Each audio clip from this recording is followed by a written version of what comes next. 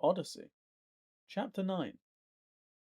The early morning dew made the grasslands a jeweled vista. The sun's rays glittered off of the small droplets. The rider nudged the sides of her steed and set it through the tall grass. The woman looked alertly over the landscape, the slight fold of her eyes hiding some of the intensity of her observation. Her black hair trailed down her back, bound in a long rope of silvered ornaments. One arm rested on her saddle pommel, encased in leather and steel. The brace's ancient power was temporarily quiescent. A tall, asymmetric bow tilted forward in its case, the fine wood of the bow repelling the morning moisture. The unicorn ran easily, its gait almost gentle, but covering ground faster than a horse could run.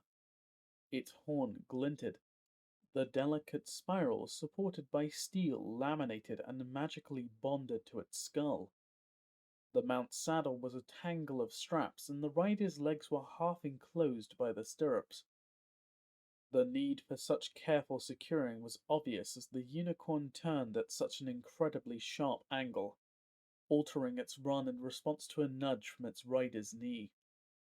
Dirt showered as the steed accelerated, its enchanted hooves casting pebbles and dirt clods up into the air like slings.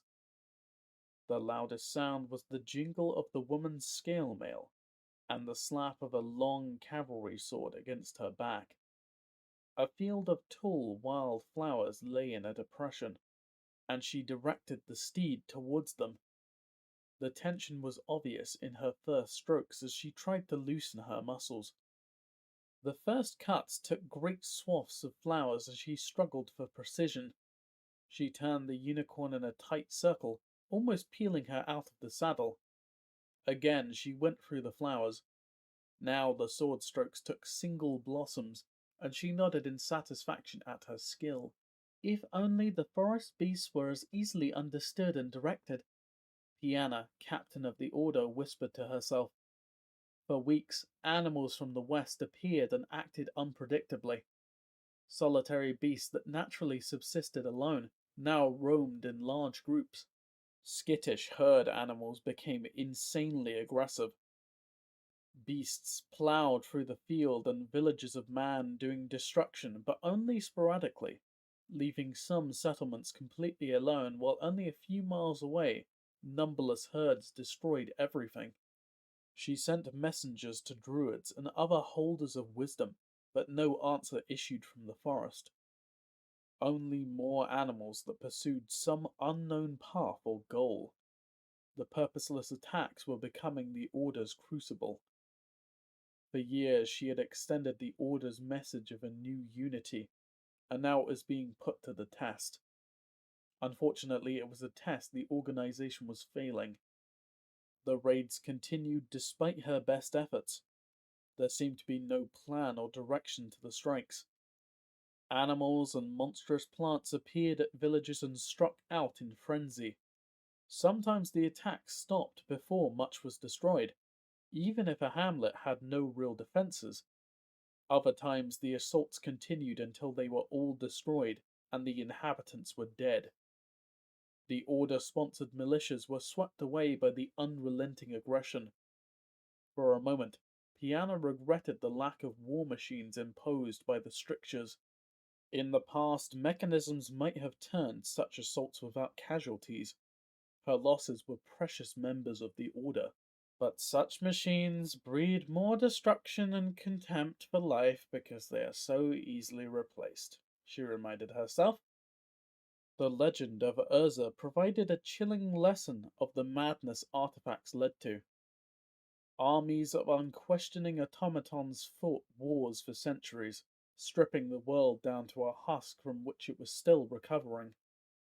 Even after a century, there were still vast fields of machines being found. The rusted and crushed instruments of a world's destruction.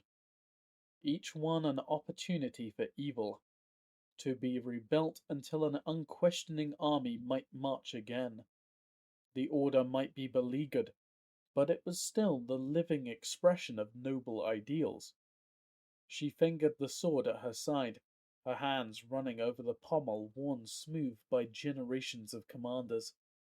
It had belonged to one of the original members of the Order, a symbol of authority transferred from leader to leader, its steel in service for hundreds of years, but it acted on the choices of its wielder.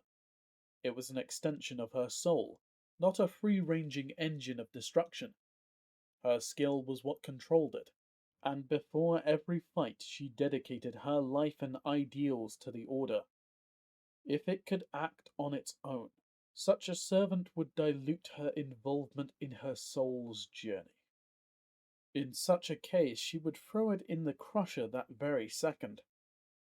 The crushers were devourers of the past, great engines the size of a manor, their interiors filled with swinging hammers and blades. Their power derived solely from the great wheel turned by knights and squires. The engine were an extension of the individual like a sword, or so the captain told herself.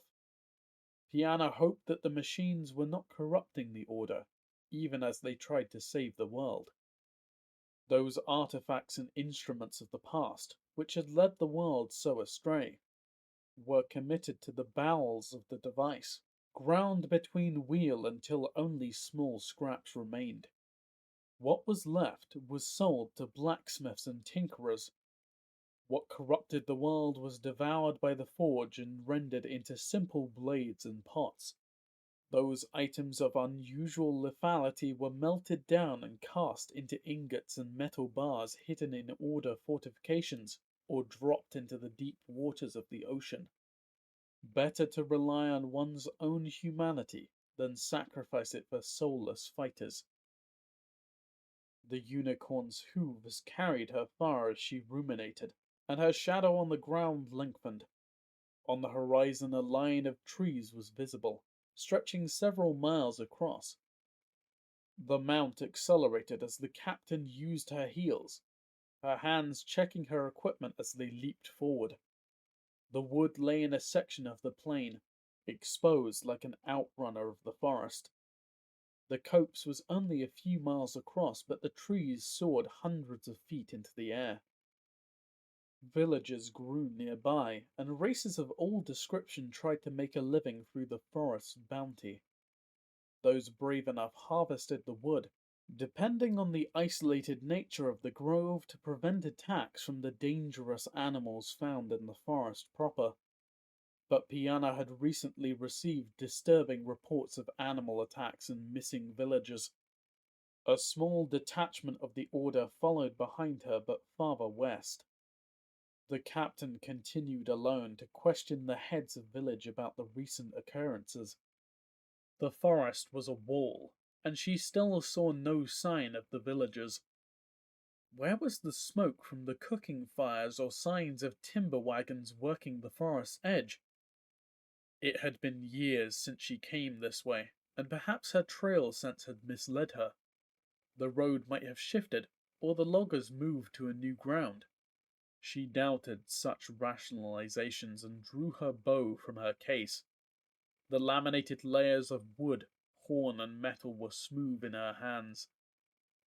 She checked the tension of the string, and her pluck sounded almost lyrical as her various components vibrated and provided a rich tone.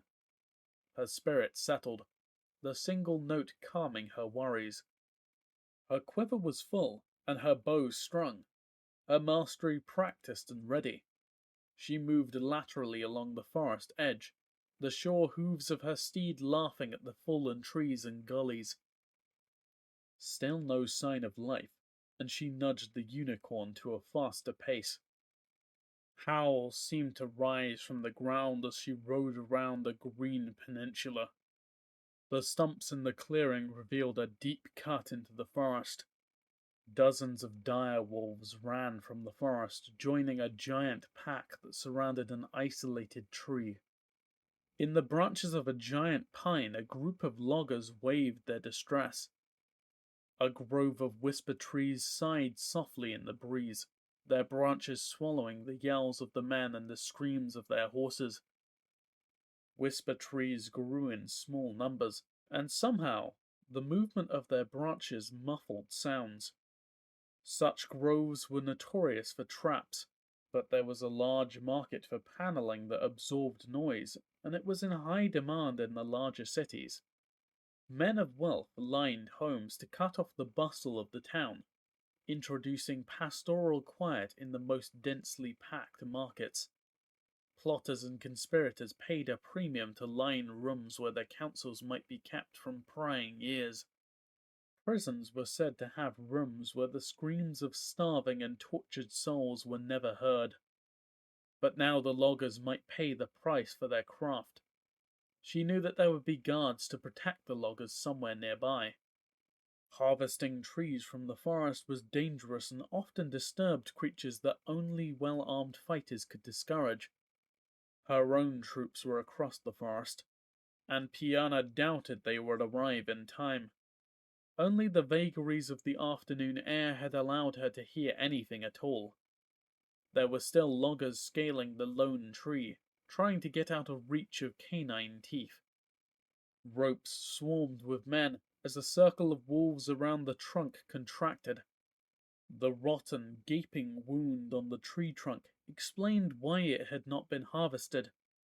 A lurch of the bare branches suggested that it could not bear its current crop of panicked men for long. Most of the wolves seemed little interested in the men, rooting through the wagons scattered and overturned in the clearing.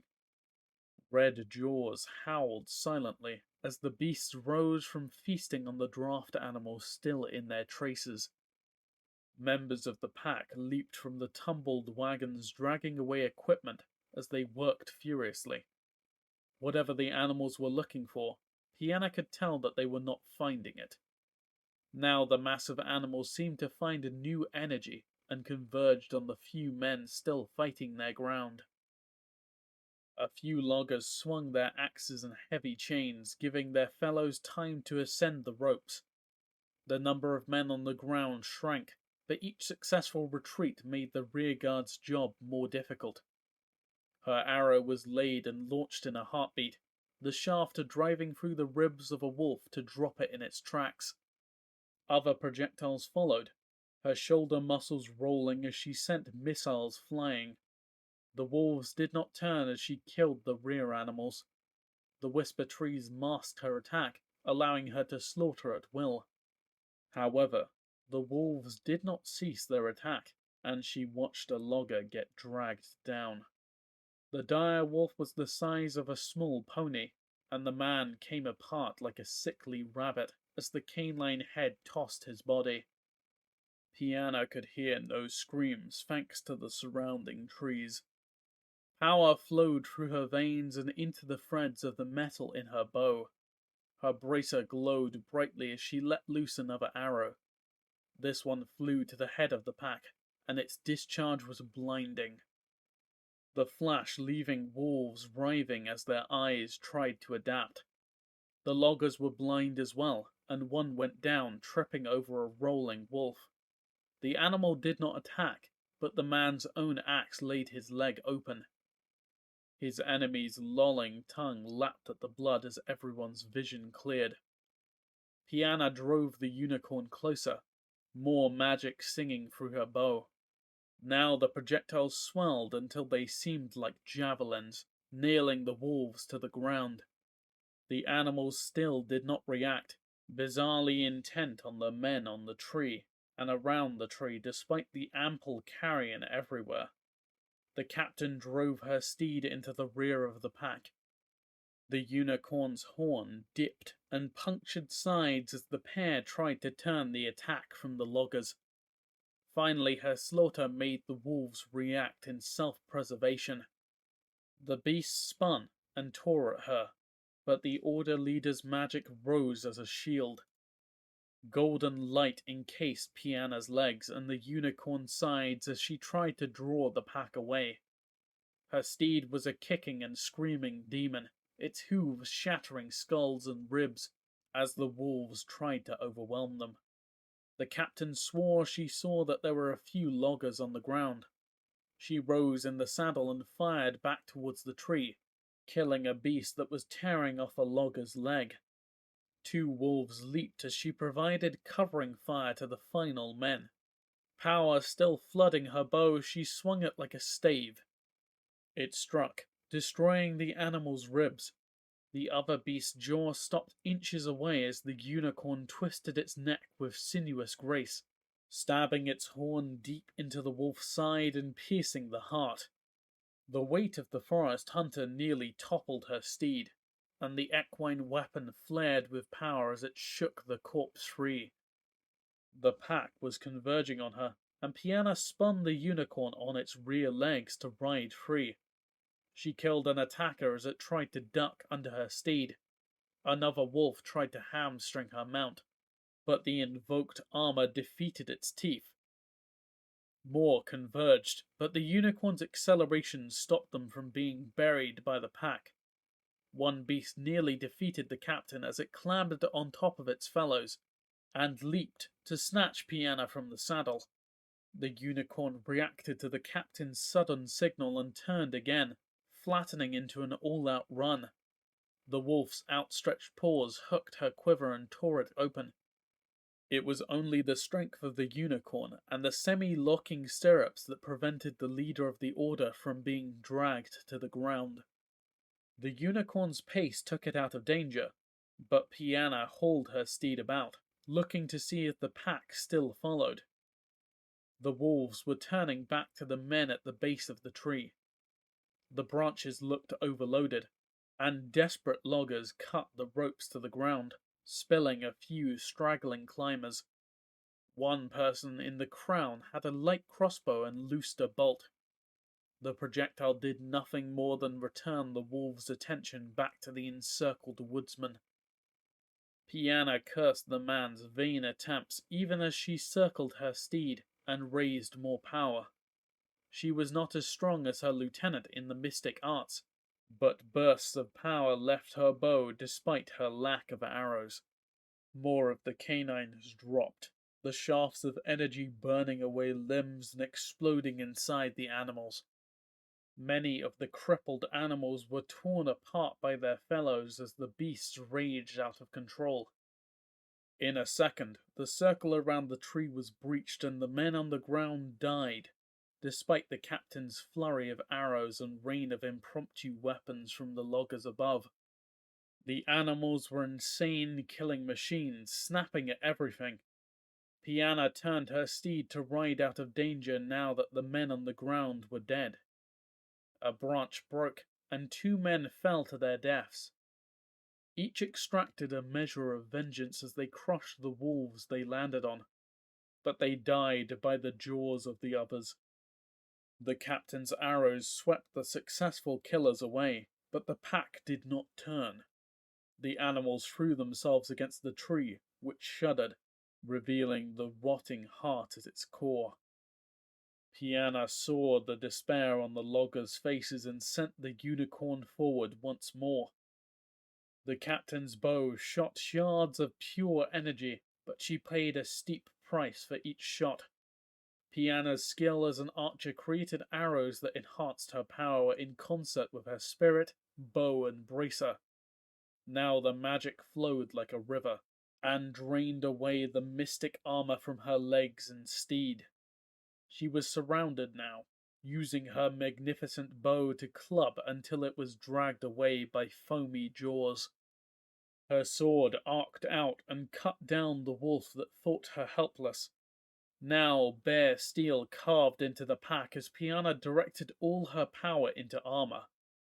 The mesh of power over her and her steed grew as tattered as lace as her last reserves of strength drained away.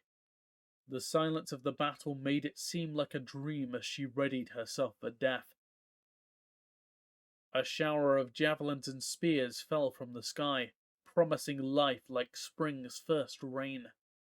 Pianna drove towards the tree, her sword cutting through the snarling wall as more weapons plummeted from above.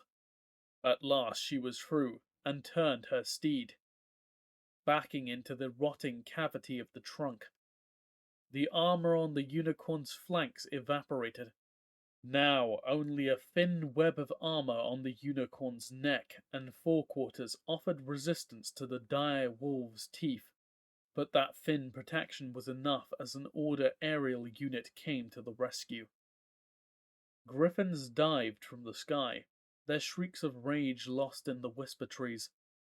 Another flight of javelins stabbed into the wolves as the soldiers used the last of their throwing weapons and closed with the pack. Talons flashed. The flyers snatched up the maddened animals, beaks and swords were red with blood, and the flying steeds and their riders pulled clear. Other griffins landed out in the clearing and advanced on the tattered edges of the pack. The elite soldiers swung long flails and maces. The wolves turned to overwhelm the reinforcements.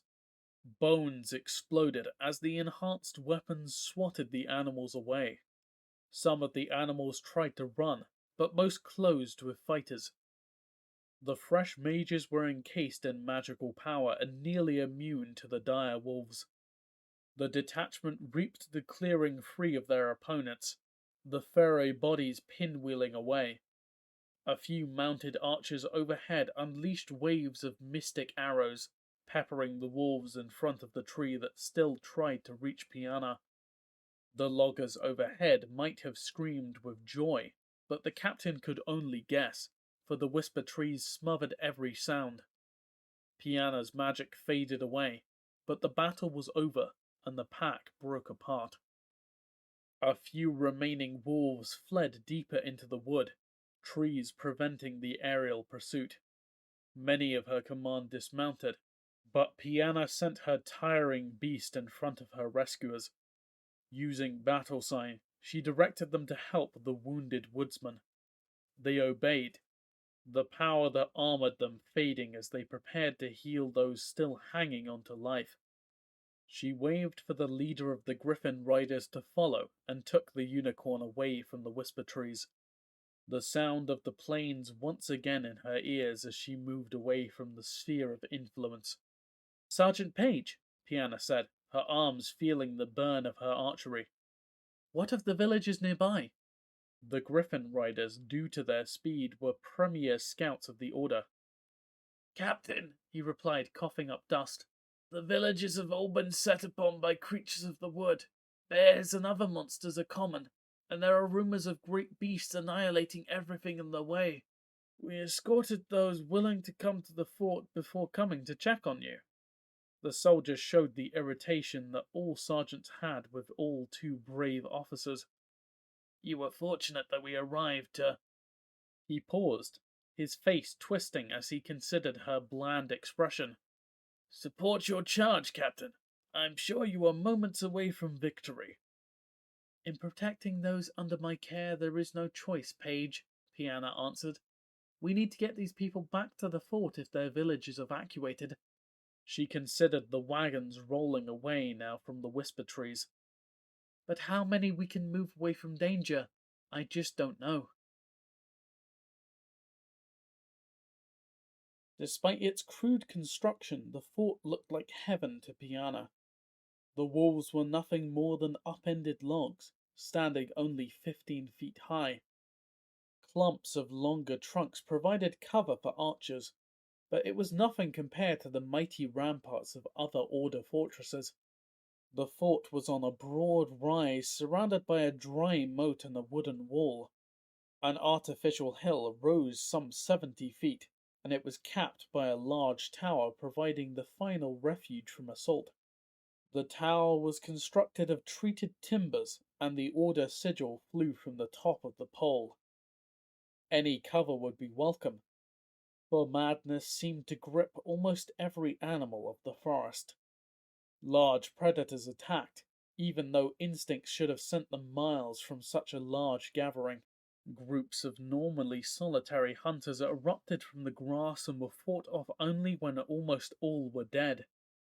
The villagers accompanying herds of livestock were ignored, their owners the targets of tooth and claw.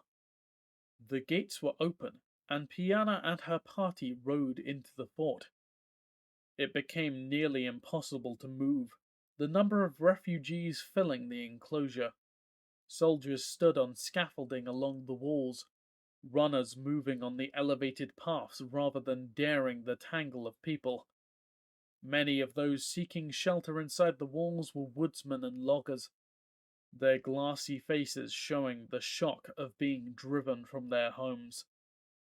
Children ran and played among the tumult with the easy care that youth could bring, while their parents and guardians were too numb to rein them in. Traders and merchants of all descriptions sat with their goods piled high. Pianna resolved to cache such cargoes outside the walls. A group of hunters stood by, their clothing and manner marking them as Cabal minions. They laughed at the crowd, and each shocked face going by provoked a new burst of merriment. The keys and chains in their stack of gear told the captain they were pit hunters. The Cabal paid well for a fresh flow of creatures from around the continent. Pianna had, in scouting the forest edge, come across the leavings of such beast caravans. Starved and sick animals were abandoned without even the benefit of death. The predators trailing such columns lost their fear of people and begun to associate them with food. The group noticed her regard and grew silent, then turned and looked in other directions until her attention was diverted. The Order was pledged to protect all peaceable people on the plains, and the Cabal was careful to obey the letter of the law. Orderlies made their way through the crowd, moving through the wagons of wounded to conduct them to the healers. Pianna wondered bleakly how many had died on the way to the fort. Her warriors tried vainly to magically heal wounds when the bulk of their training was inflicting them. She was unable to have a healer flown out because of the current crush in the other Order holds. The captain dismounted, her hand pressing against her steed's side as the unicorn was finally led away. The stables were full of refugees, so the animals were being picketed outside. The griffin screamed, so we could all hear the displeasure at it being refused their own stalls. Pianna headed for the gatehouse. The officer in charge of the fort rose to his feet, giving her a salute that she returned absently. A sack of beer lay on the table, and she filled an empty flagon and washed down the dust of the road. "Sergeant Sumer," she said, her voice raspy from herding a column of refugees. "What news?" She wiped her eyes, clearing away dirt and wondering if the bathhouse was plugged with asylum seekers as well. "Not much of a change since this morning," the sergeant answered. A long scar down his face created the illusion of a leer. "The refugees are still coming in, and all reports confirm widespread attacks." He turned to the map behind the table, a cluster of pins showing attacks and sightings of animals. It appeared random, and the sergeant tapped the blank spaces representing the forest's interior. "These attacks might presage an attack by the western tribes," he opinioned. Pianna's snort of disbelief punctured the soldier's theory. "I see no benefit in the forest folk in arousing our defenses and clearing the villages of hostages against our behavior," she said, reining in the temper which the journey had roused. "The random nature of the attacks mean we are looking everywhere. Whatever is directing these attacks is doing so for no other benefit other than destruction." She walked around the desk and considered the map more closely. "The only pattern these attacks have is that they radiate from the Crozen Forest." Pianna thought of the patrols that scoured the edge of the woodlands. Perhaps the focus of the troubles lie elsewhere. She looked to the southern reaches of the map. "Is there any word on Lieutenant Kirtar?" she asked, thinking how valuable he and the other Aven would be. "There was a dragon attack which he defeated, and he says he will be back after sweeping the southern sectors." The sergeant's faint tone of distaste reminded Pianna that many considered Kirtar and his bird warriors to be arrogant and abrasive. "He is your superior officer, and he and his people have power we need." She regretted that most of the lieutenant's people were far to the northeast, and insular except for those taking service in the Order. He should be able to rally the South. I know that he hoped to impress the Cabal and the Mer Empire in the pits, but we need him here. Once again she considered the map. The concentration of her forces along the forest was drying up her information sources. Maybe Kirtar will discover something in the south, she said finally. We need to know what is going on, but for now, we must protect our own.